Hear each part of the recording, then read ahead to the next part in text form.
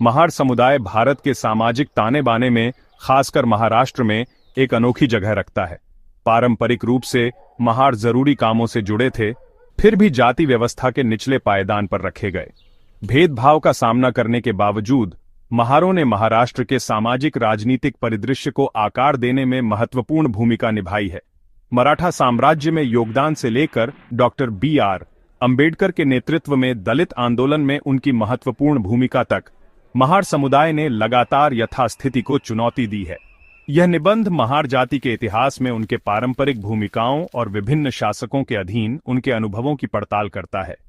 हम एक हाशिए पर धकेले गए समुदाय से आधुनिक भारतीय समाज में सक्रिय भागीदारों के रूप में उनके परिवर्तन की जांच करेंगे। महारों की कहानी आज भारत में सामाजिक न्याय और समानता के लिए बड़े संघर्ष का प्रतिबिंब है। उनके अतीत को समझकर हम जाति, पहचान और एक समावेशी समाज की निरंतर खोज की जटिलताओं में बहुमूल्य अंतर्दृष्टि प्राप्त करते हैं। मुख्य रूप से महाराष्ट्र में महार समुदाय का इतिहास ग्रामीण जीवन के लिए आवश्यक पारंपरिक व्यवसायों में निहित है। इन भूमिकाओं ने अक्सर उन्हें भारत के कठोर जाति पदानुक्रम में नुकसान में डाल दिया। महार गांवों की रखवाली, दूत के रूप में काम करने और रिकॉर्ड बनाए रखने जैसे कार्यों से जुड़े थे। उनके कर्तव्यों में शादी में गाने गाना और म्यूजिकल इंस्ट्रूमेंट्स को बजाना शामिल होता था, जिसे उच्च जाति के हिंदुओं द्वारा अशुद्ध माना जाता था। अपने आवश्यक योगदान के बावजूद महारों को व्यापक भेदभाव का सामना करना पड़ा और उन्हें बुनियादी अधिकारों और अवसरों से वंचित कर दिया गया। उन्हें अक्सर अस्पृश्यता का शिकार होना पड़ता था, जिससे शिक्षा, भूमि के स्वामित्व और सामाजिक गतिशीलता तक उनकी पहुंच प्रतिबंधित हो जाती थी। महारों को मंदिरों में प्रवेश से वंचित कर दिया गया और उन्हें अलग बस्तियों में रहने के लिए मजबूर किया गया। व्यवस्थित भेदभाव के बावजूद महारों ने अपनी परंपराओं और सांस्कृतिक प्रथाओं को बनाए रखा, जिससे समुदाय और पहचान की एक मजबूत भावना पैदा हुई।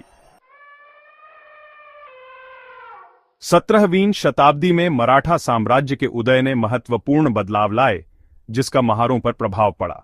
छत्रपति शिवाजी महाराज के अधीन महारों ने सेना और प्रशासनिक क्षेत्रों में अधिक सक्रिय भूमिका निभाई। शिवाजी महाराज ने महार समुदाय की ताकत और लचीलेपन को पहचाना, उन्हें अपनी सेना में भर्ती किया। महारों ने सैनिकों से लेकर जासूसों और दूतों तक विभिन्न क्षमताओं में सेवा की, जो खुफिया जानकारी प्रदान करने और सुरक्षा बनाए रखने में अमूल्य साबित हुए। इस अवधि ने धारणा में बदलाव को चिह्नित किया। साम्राज्य में उनके योगदान के लिए महारों को मान्यता दी। हालांकि गहरी जड़ें जातिगत पूर्वाग्रह बने रहे, जिससे उनकी ऊर्ध्वगामी गतिशीलता सीमित हो गई और उन्हें समान अधिकारों से वंचित कर दिया गया। मराठा युग ने अवसर प्रदान किए, लेकिन उनके जीवन को परिभाषित करने वाली सामाजिक पदानुक्रम को खत्म नहीं किया। भारत में अंग्रेजों के आगमन ने गहरा परिवर्तन लाया, जिसका महार समुदाय पर प्रभाव पड़ा। अंग्रेजों ने एक नई शिक्षा प्रणाली शुरू की, जिससे पहले निचली जातियों के लिए दुर्गम रास्ते खुल गए। महारों ने शिक्षा को सामाजिक गतिशीलता के साधन के रूप में अपनाया, मिशनरी स्कूलों में भाग लिया और समानता और मानवाधिकारों के पश्चिमी विचारों से अवगत हुए। अंग्रेजों ने अपनी सेना के लिए महारों सहित हाशिए पर रहने वाले समुदायों से भी भारी भर्ती की। महारों ने भारत और विदेशों दोनों में युद्धों में लड़ते हुए विभिन्न रेजिमेंटों में सेवा की। हालांकि उनकी सेवा स्वचालित रूप से सामाजिक समानता में तब्दील नहीं हुई और उन्हें रैंकों के भीतर भेदभाव का सामना करना पड़ा। उनके योगदान को अक्सर अनदेखा या कम करके आंका जाता था। 20वीं सदी की शुरुआत में दलित समुदायों के एक उल्लेखनीय नेता डॉक्टर भीमराव रामजी अंबेडकर का उदय हुआ। एक महार परिवार में जन्मे डॉक्टर अंबेडकर ने जातिगत भेदभाव का अनुभव किया और अपना जीवन जाति व्यवस्था को खत्म करने के लिए समर्पित कर दिया। एक प्रतिभाशाली दिमाग के साथ उन्होंने उच्च शिक्षा प्राप्त की।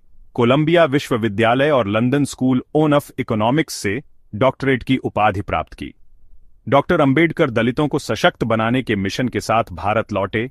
लेखन, भाषणों और राजनीतिक सक्रियता के माध्यम से उनके अधिकारों की वकालत की। उनका मानना था कि शिक्षा सामाजिक अन्याय के खिलाफ सबसे शक्तिशाली हथियार है। उन्होंने दलित छात्रों के लिए स्कूलों और कॉलेजों की स्थापना की। डॉक्टर अंबेडकर ने अलग निर्वाचन क्षेत्रों की मांग करते हुए राजनीतिक संस्थानों में दलित प्रतिनिधित्व का भी समर्थन किया। उनके प्रयासों का समापन भारतीय संविधान की मसौदा समिति के अध्यक्ष के रूप में उनकी नियुक्ति के साथ हुआ। कानून की उनकी गहरी समझ और समानता के प्रति प्रतिबद्धता ने संविधान को आकार दिया, सभी नागरिकों के लिए मौलिक अधिकार सुनिश्चित किए।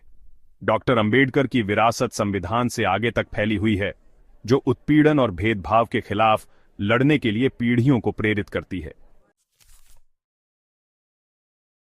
हिंदू धर्म से डॉक्टर अंबेडकर का मोहभंग होने के कारण उन्हें बौद्ध धर्म में प्रतिध्वनि पाते हुए वैकल्पिक आध्यात्मिक रास्तों का पता लगाना पड़ा। 1956 में डॉक्टर अंबेडकर और उनके सैकड़ों हजारों अनुयायी, जिनमें ज्यादातर महार समुदाय के थे, नागपुर में एक सामूहिक समारोह में बौद्ध धर्म में परिवर्तित हो गए। दलित बौद्ध आंदोलन के रूप में जानी जाने वाली इस घटना ने जाति व्यवस्था के खिलाफ अवज्ञा के एक शक्तिशाली कार्य को चिह्नित किया। धर्मांतरण ने पदानुक्रमित हिंदू जाति व्यवस्था की अस्वीकृति और समानता और मानव गरिमा की पुष्टि का संकेत दिया। दलित बौद्ध आंदोलन का महार समुदाय की सामाजिक और राजनीतिक चेतना पर गहरा प्रभाव पड़ा। इसने गर्व और स्वाभिमान पैदा किया, उन्हें यथास्थिति को चुनौती देने और समाज में अपने सही स्थान की मांग करने का अधिकार दिया। आंदोलन ने अस्पृश्यता के कलंक से दूर हटते हुए दलित पहचान को आकार देने में भी महत्वपूर्ण भूमिका निभाई। भारत की आजादी के बाद से महार समुदाय ने जीवन के विभिन्न क्षेत्रों में महत्वपूर्ण प्रगति की है। भारतीय संविधान समानता और न्याय को स्थापित करते हुए ने उनकी उन्नति के लिए एक रूपरेखा प्रदान की है। शिक्षा परिवर्तन का एक प्रमुख चालक रही है, जिससे महारों को गरीबी और भेदभाव से मुक्त होने का अधिकार मिला है। सकारात्मक कार्रवाई नीतियों ने विभिन्न क्षेत्रों में उनके प्रतिनिधित्व को बढ़ाया है। आज महार राजनीति, प्रशासन, शिक्षा और कला सहित विविध क्षेत्रों में दिखाई दे रहे हैं।